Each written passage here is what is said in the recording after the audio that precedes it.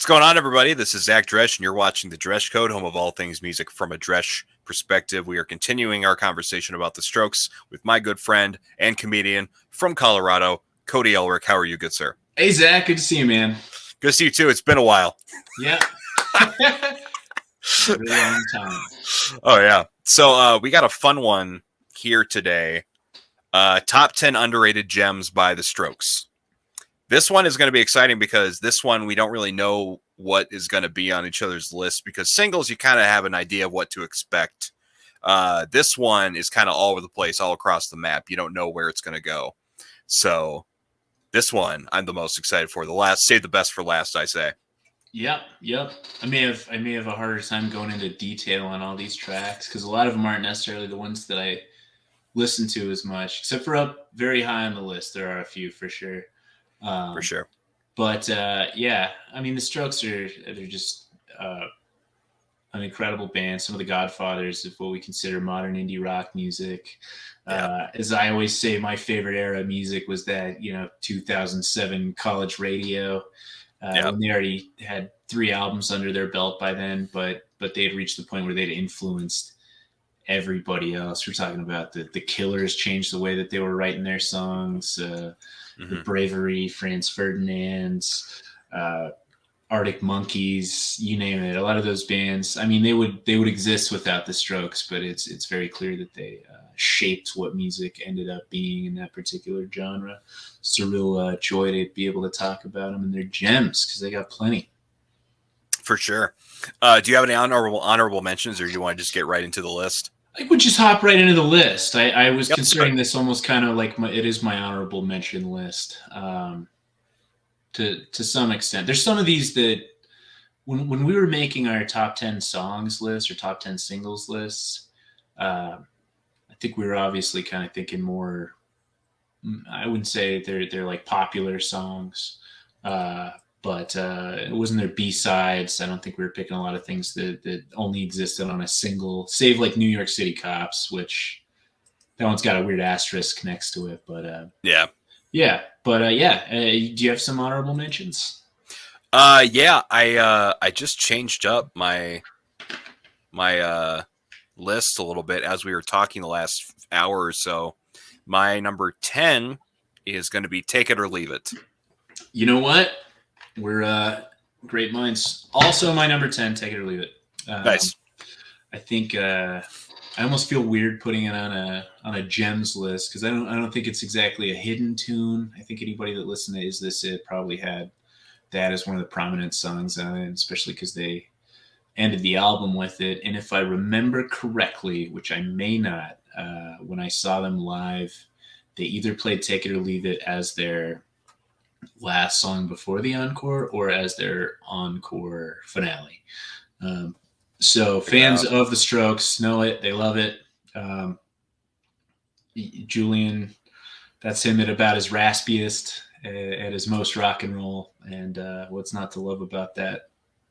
Oh, here's the set list from Shaky Knees. Take It or Leave It was the last song before the encore. Okay, that makes sense. It was really weird. The way that they ended their set was like, I don't think we realized that their set was over. The lights just kind of went out. I actually thought that there was like an electrical malfunction because they didn't say goodbye or anything. The lights went out, and then it was too dark to see where they went.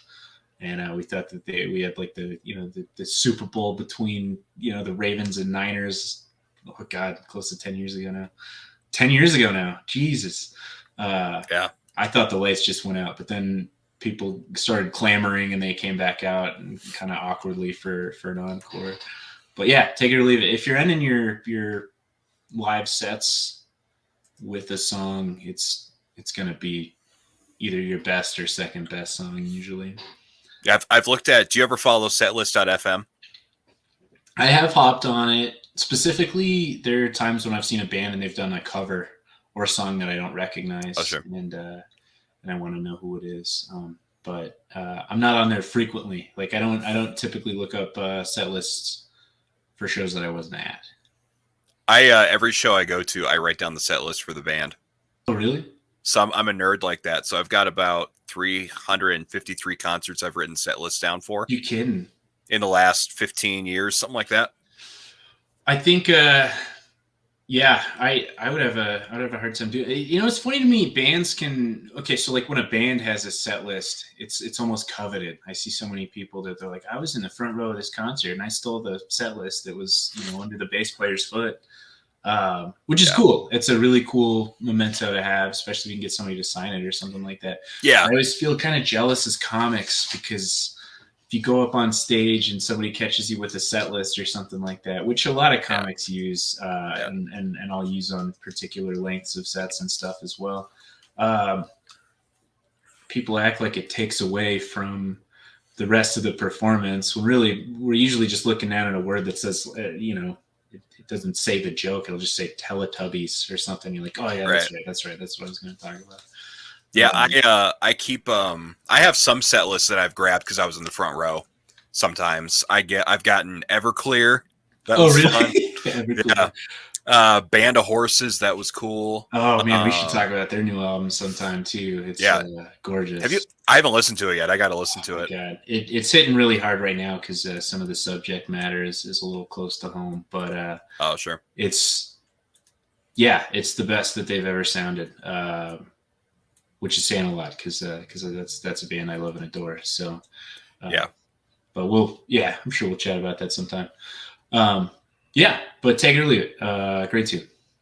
Right on. My number 9, it was Chances off Come Down Machine, but then I came back around. I'm like, I got to put Tap Out in. Yeah, Tap Out. That might be. I think that is my favorite song on the album. Which is again, we were saying it earlier. They don't start albums bad.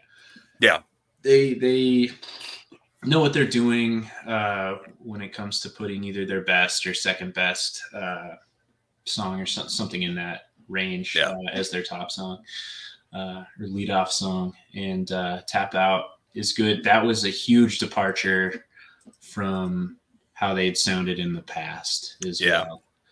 That was an example of Julian's falsetto working for him instead of against him. Yeah. I never looked it up. Who sings backups? Is he singing his own backups or is it another band member? It sounded like a woman on it.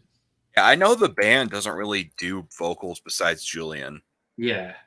Let me see. I think it was just Julian double-tracked a bunch. Double-tracked? Yeah, it's not saying there's vocals anywhere else. I'm pretty sure it's just Julian double tracking everything. Wow. He does a great job. Great job in it. Great solo in it.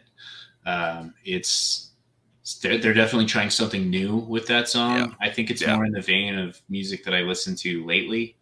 That's my favorite track on that album, which has grown on me. Especially in this last week, while I was just kind of re-listening to everything so that we could chat about it.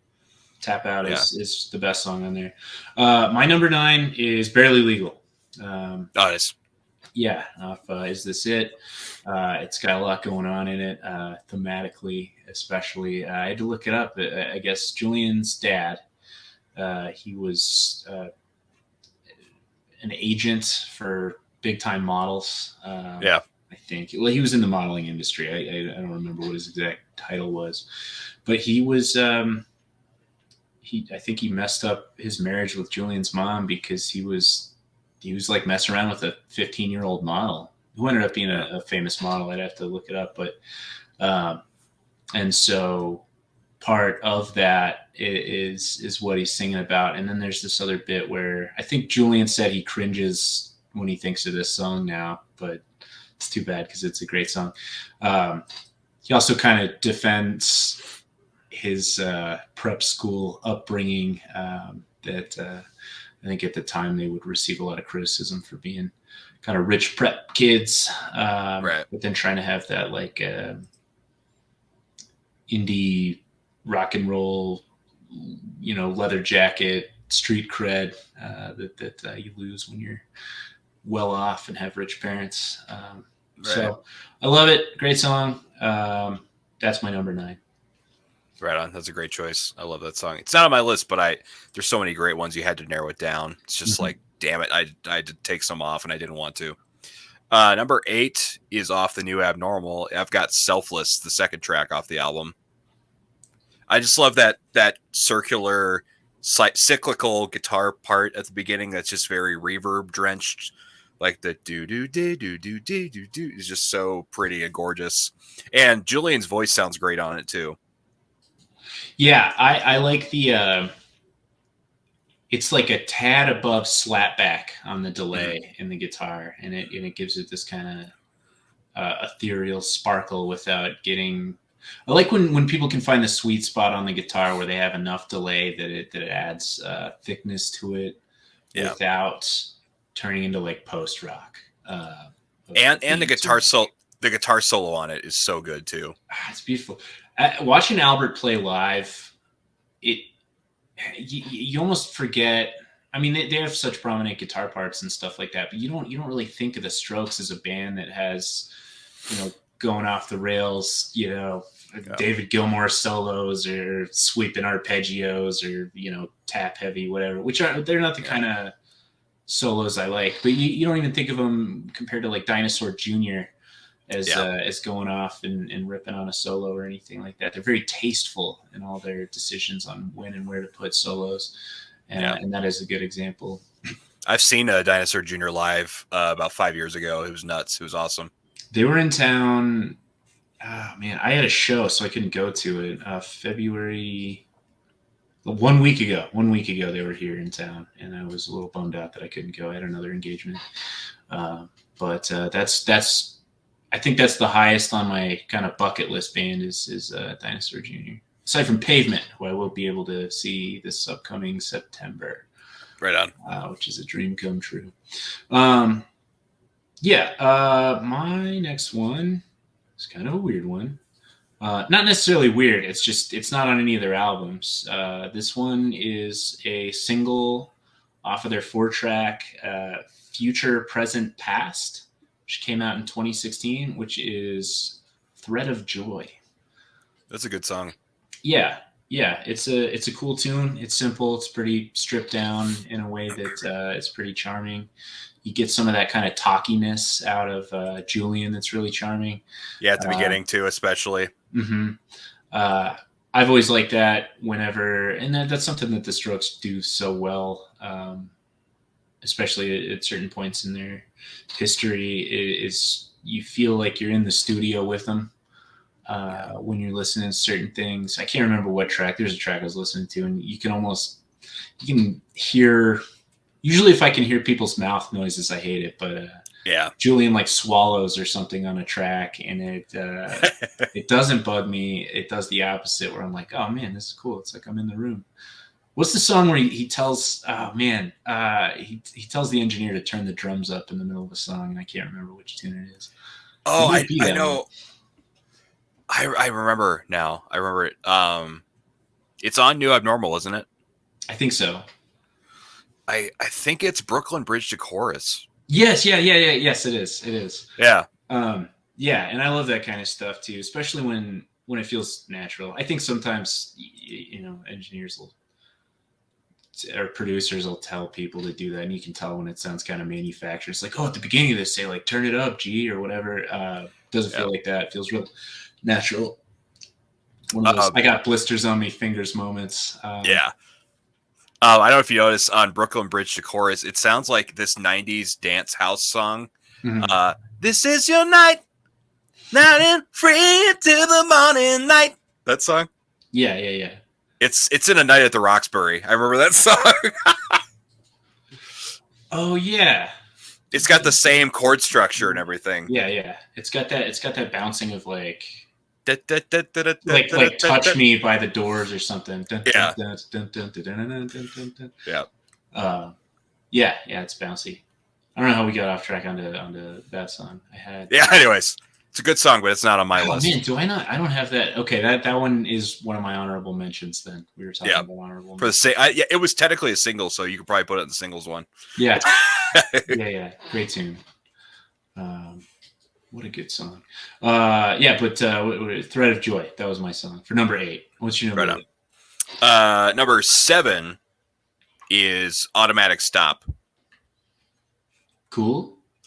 I just love that staccato guitar part Albert's doing. It's just so good. Yeah. Yeah, that's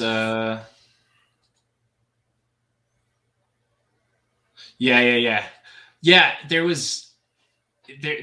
are several. Oh man, that is a good example of Albert at his very Alberty, with the little dinny dinny dinny, Yeah.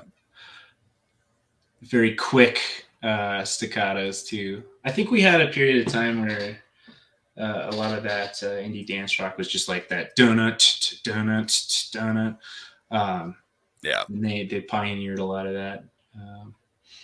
No, that's a good tune. My number 7. I don't have many songs on many of my lists from Come Down Machine, but Welcome to Japan. That's a cool song. Yeah, it is. It is a cool tune. One of the ones on that album that it hits the it's a more Strokesy sounding tune off of that album. Yeah. But that's one of my favorites off that album. Welcome to Japan. There's a guitar tone that they use in that I feel like I would hear a lot in like metric songs. And I'm also a big fan of metric, and I think that's part of what I liked about that. Yeah, metric's great. Yeah. Yeah, the lyric in Welcome to Japan I like a lot is what kind of asshole drives a Lotus? Yeah. Yeah. Yeah, Julian seems like an asshole, but also he's like, I don't know. Occasionally, there's people that are assholes that you agree with to an extent, and I think lyrically, he's like that. In like the comedy world, you got your Larry David, where you're like, man, what an asshole. But then you know you'll see his observations or watch Curb Your Enthusiasm, and you're like, yeah, I would never act this way, but I like agree with the underlying thing that he's upset about, and right. Lyrically, Julian has a lot of lines like that. Where Modest Mouse is another band too that every once in a while will have a line that you're like, man, what a dick, but also I kind of agree. Yeah, and Julian has that vibe all over him. Yeah, that's for sure. That's great. Number 6. I know it's not an underrated gem, probably, but I've got the Modern Age. Yeah. Okay. Yeah. It's, I don't know that you're right, but we also put Take It or Leave It on here, so yeah, I think it's fine to have the Modern Age on there. It's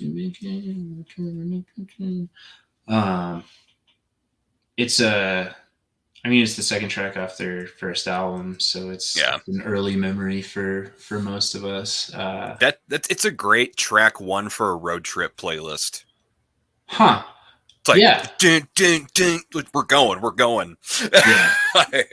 God, those first few albums especially the first two, it's got such, a lot of driving energy. To keep the energy up. Man, I would love to see what your road trip playlists look like, because I'm sure you got to have like a, beginning, middle, wake everybody up again. Now we got to chill out kind of wave. Yeah. I don't know if I put together the best road trip stuff, but yeah, that is a good place to start it. Good tune. My number 6 is Juicebox. Nice. Which is another one that is also like, it's not exactly a hidden gem. It's in fact, I think it might have been one of their singles. I'm almost certain it was. And that song just rocks. It's high energy. It's got everything you want out of a guitar part. As a guitarist, I think that's what I tend to focus on more. You're a drummer, so I'm guessing that's kind of the thing that you hear first when you're listening to stuff. The thing for me is if the drums are shittily mixed, I'm done with the song. Oh, really? Like I can't get into Def Leppard. I can't get into a lot of that 80s bucket drum sounds. I can't do it. It's got to be crisp and it's got to sound better, I suppose. I don't know. Yeah. I can't describe it.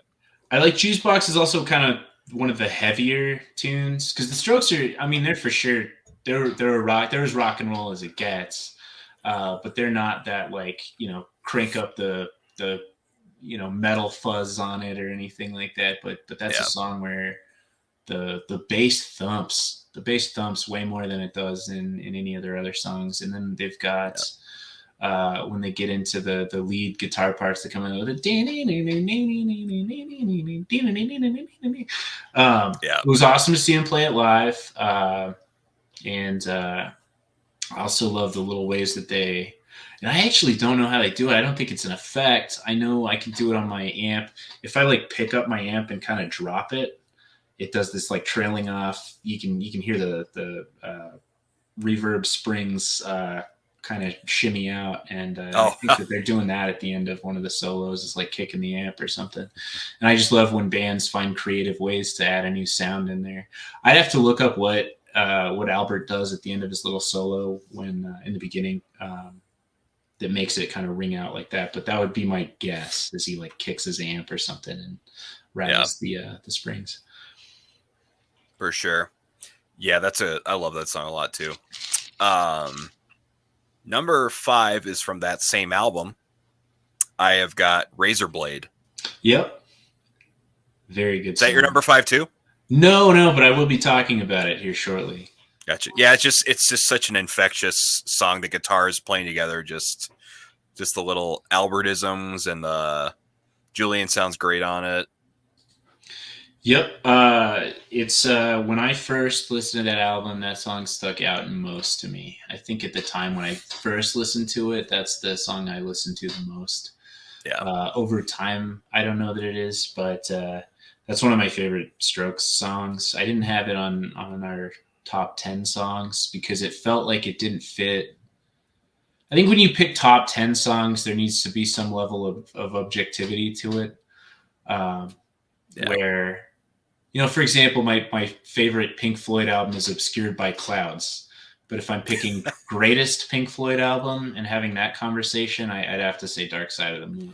And I also love that album. But like, there's a little bit of a difference between favorites and what I think is like objectively the top songs and the seminal release, so to speak. Yeah, exactly. And Razor Blade is one of my favorites. So I will also be talking about that as well.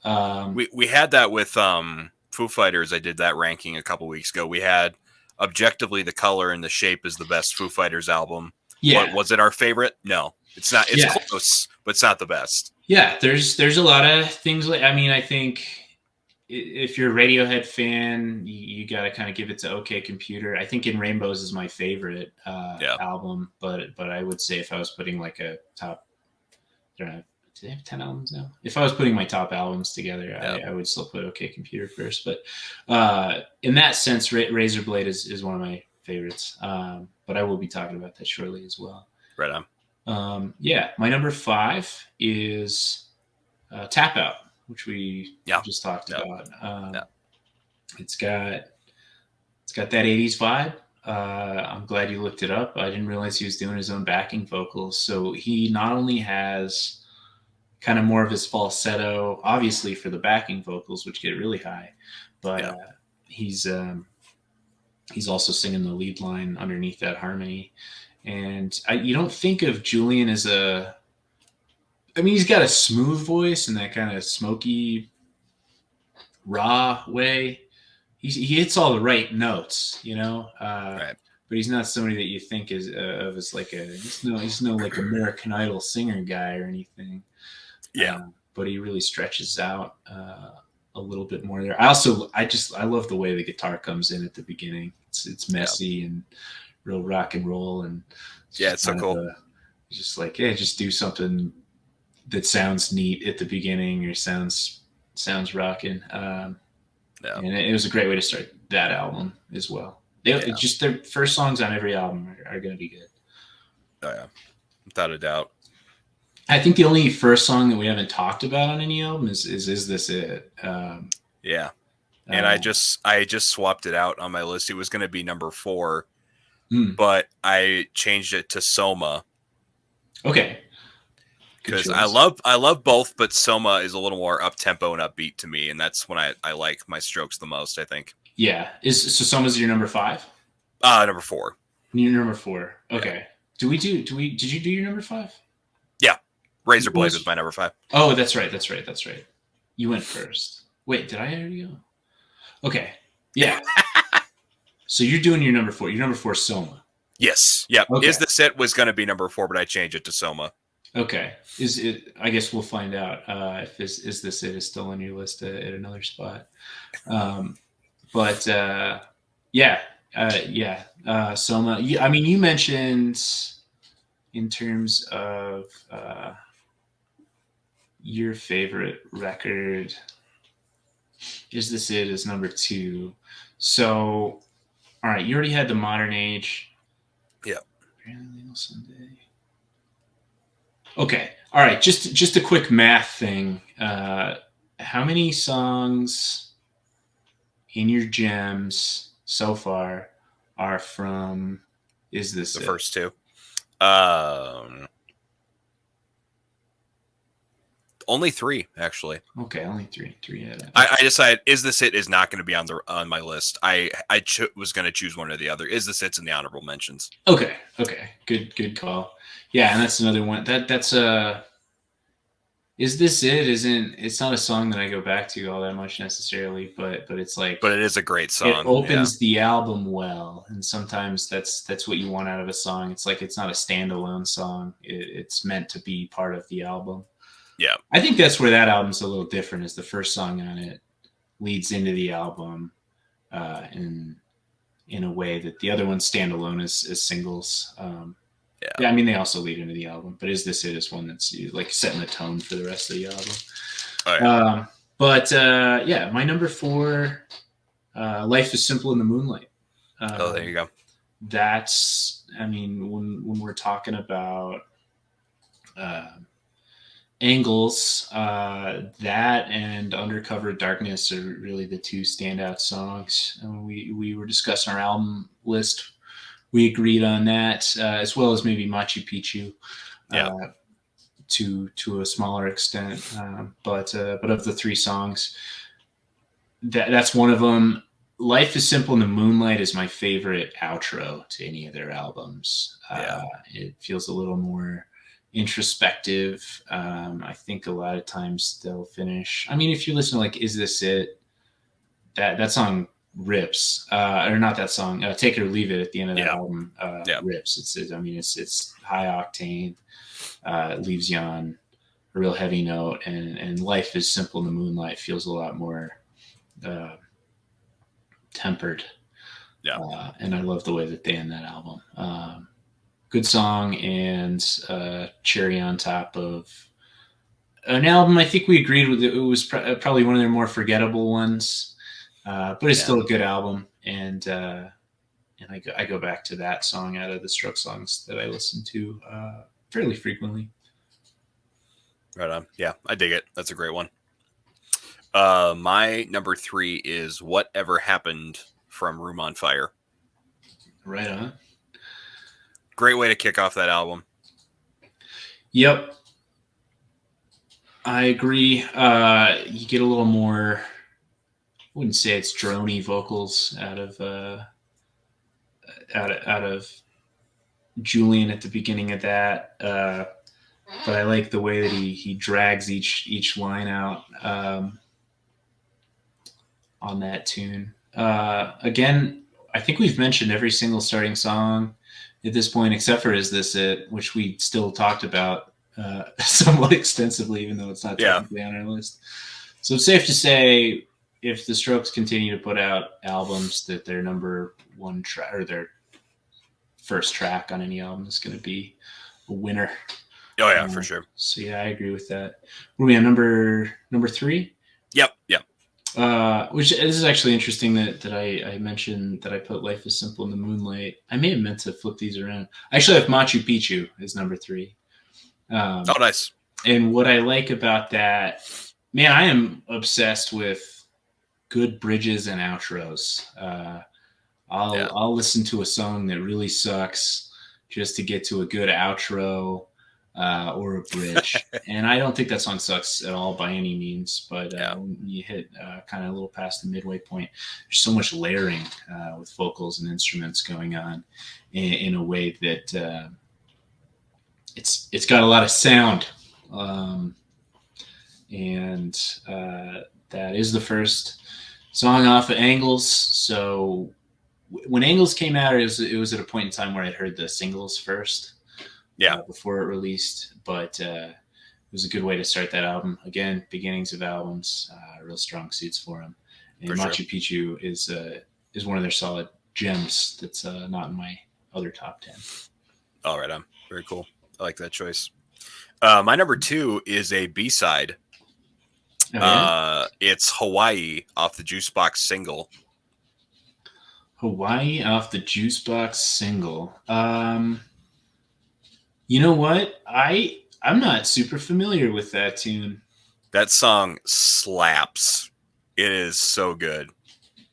I'll send you a link. It's not on Spotify. It's on YouTube. I'll send it It's to on you. YouTube. Okay. Yeah. I think I saw it come up in some lists, but yeah, I'm always surprised when bands I really like have like a tune that I just haven't heard. I don't know that I've heard that song. They played it on the First Impressions tour, but it was a B-side. They still played it all the time on that tour. Yeah. Yeah. Heck, there were even like I found a video of Radiohead's my favorite band, and I saw a video of them playing just like a song I'd never ever heard out on like benches at the end of some train tracks or something recently, and it's like how the heck have I never heard this? Yeah, it's frustrating. Yeah, I watched. They did a live MTV2 show for First Impressions, and Julian's like, "Welcome to Storytellers. This next song," as a joke, like, yeah. He goes, "Just kidding. This one's a B-side. It's called Hawaii." And then, yeah, they went right into it. It was great. I like that. There was a band in Denver. I won't name any names or anything. They're not a bad band. I was listening to an interview. We've got like a CPR, Colorado Public Radio, and they were doing an interview with a local band.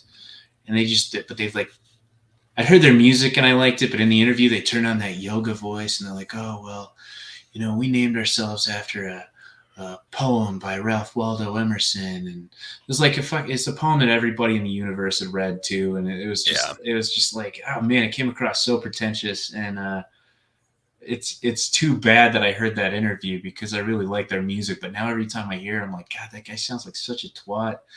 And I'm sure he's cool. He might have been meta about it. He might have been purposely just trying to be that way. So I also got to keep that in mind. I'm sure he's a cool guy. But they make good music. But that's kind of what Julian was joking about at first. Yeah. Try to be deep and as a joke. Wrote and all a this song stuff. about it. Here it go. Yeah. Yeah, but Hawaii is an up-tempo, really Beach Boys-esque fun. The Strokes. It's just like a Strokes Beach Boys hybrid, just a fun surf rock kind of song. Okay, I dig it. I love surf rock. Okay, Hawaii by the Strokes. Thanks for putting that on my radar. Yeah. My number 2, we talked about earlier, Razorblade. When I picked up First Impressions of Earth, that's the song I went to the most. That's the one that stood out to me. There's, I guess not to get too vulnerable with it. There was a concept of playing with a razor blade at the age that I was when I was looking at it that was also like interesting at the time. And I think lyrically it caught me in a different way. And I bet you pick it up and mess around with it if I put it down. But my feelings are more important. It's a great tune. The hooks on it are good. I related to it lyrically when I was listening to it. I don't know that it has as much staying power as other tracks on the albums or other tracks across their discography. Now that I'm older and have kind of different experiences in life. Right. But in terms of great hooks on songs from that album, that's one of my favorite. That's one of my favorite Strokes songs. Yeah. I have a huge soft spot for First Impressions of Earth. In some ways, it might be my favorite album. I couldn't objectively say it's their greatest album, but that's the underdog that has a huge chunk of my heart. Yeah, and that's for a great sure. song on it. Yeah, that's a great song too. My number 1 is Under Control. Okay. All right. Good call. Just it's What's your favorite part of it, or your favorite thing about it, I should say? just it's just like a slow ballad that's strokesy. It's just like a chill Strokes ballad. I love the melodies and I like the lyrics. Julian sounds great on it. I just like the tone of it. It's just I don't. It's one of the songs I can't describe why I love it so much, but it's just so good. Yeah, yeah. You don't get to hear them get ballady too often. Yeah, this one just works for me. Yeah. Yes. Good choice. That is truly a. Your top two are legitimate gems. They're kind of off of the beaten path of what we were talking about earlier. Um, my number one is also off First Impressions of Earth. We talked about it in a previous episode, I think. You mentioned it has a particular instrument in it that's it deviates from what you would normally hear in a Stroke song. It's "Ask Me Anything." Yeah, That's my favorite Stroke song. That's not, in their mainstay catalog. I mean, it is a part of an album. It's not a B-side or anything like that. But they use a mellotron, yep. which we looked up in that last episode or the episode before it. I can't remember. Either I way, think it's the first one. Yeah, yeah, you just got some arpeggios bouncing around with the mellotron. It sounds so different than any other Stroke song that ever came before it. yeah, Uh, Lyrically, I like that it was kind of silly. yeah, Don't be a coconut. God is trying to talk to you. Um, which is an insult, I think. Not really an insult. I mean, it was kind of an insult, but I would use that phrase all the time after I heard that song if somebody was just being kind of obtuse. Like, don't be a coconut. Come on, man. yeah, You know better than that. And I was like, but it's beautiful. It's just a beautiful song. yeah. It really is. Um, it is kind of one of their slower ones. It's not super duper slow or anything like that, but they also get into that's where we were talking about earlier about they seem to always want to be a band that wasn't gonna overstay their welcome. Right. And in that song, it definitely had a theme of like, yeah, that's for other bands to do. I got nothing to say. Yeah. Um, what are we doing out here? And then they proceeded to make 3 more albums. Yeah. Over a period of time that was pretty respectable. They weren't cranking out like an album a year or anything, but Yeah. um, yeah, it's that one hit me pretty well. I remember the smell of the pages of Catcher in the Rye as I was reading it when I think of that song too, Yeah. and like specific parts of the book, which it's weird how much that like I don't know if you call that synesthesia or whatever, but the Something memory like I that. Yeah, have, I'd say so. yeah, of that particular story I was reading that mixed with that album. But Ask Me Anything, great song, Yeah. one of my favorites. Hell yeah. Well, we did it. We accomplished all of the Strokesisms. Yeah, So yeah, hell yeah. Strokes. So Cody. Before we wrap up the video, is there anything you want to plug? Any shameless plugs you want to talk about?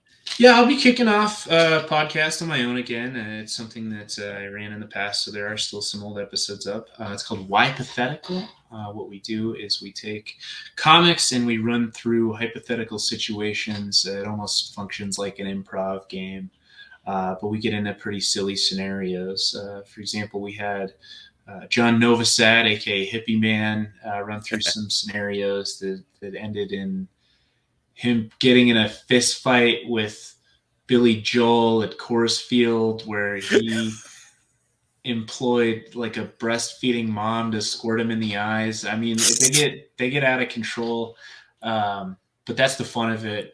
We like to Yep. get silly with it. If you guys are ever in Denver, I run a series of shows at Rise Comedy. If anybody's coming through town, definitely stop by there. You're up in South Dakota. I don't know when this is going to air, but late April, I'll be in town with Dan Bublitz. So Right on. keep an eye out for those. I don't have all the details yet, but I know I will be in South Dakota soon. Hell yeah. Well, thanks so much, Cody. I appreciate this, man. There's going to be more episodes with you. That's for damn sure. So I'm excited to dive in. This has been a blast. It's cool to hop in 3 different times and talk about one of my favorite bands ever. Absolutely. I'm also impressed with how thoroughly you had their catalog too. You even picked out a song that I hadn't heard. Yeah. The song just slaps. I don't know what it is. Hawaii. I'm going to go pull it up right now. Yeah. Thanks, man. Right on, man. Thanks, Cody. I'll see you guys later on the Dress Code. Be sure to like and subscribe. Do it.